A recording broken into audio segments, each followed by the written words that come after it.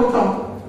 కానీ పరిశుద్ధ గ్రంథం ఏం చెప్తుందంటే ప్రతీకారానికి బదులు సాత్వికాన్ని ధరించుకోండి. సాత్వికం ద్వారా ఈరోజు ప్రభు మనకి నేర్పిస్తున్నటువంటి పాఠం ఏంటో ఈ లేఖన భాగంలో మనం చూద్దాం. ఏదైతే మన ధ్యానాంశము సాత్వికము.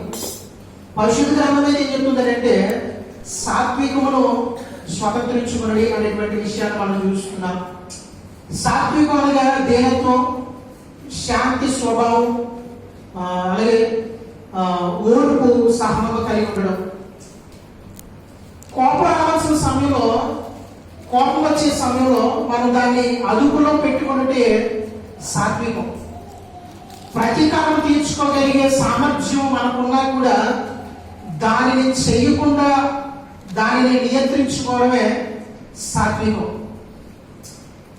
ఈ సాత్వికం ఇది బలహీనత కాదంట.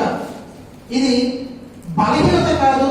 దేవుని వాక్యములకు లోబడి విశ్వాసనీయతను కలిగి సహనముతో ప్రభువుపై ఆధారపడడమే సాత్వికం.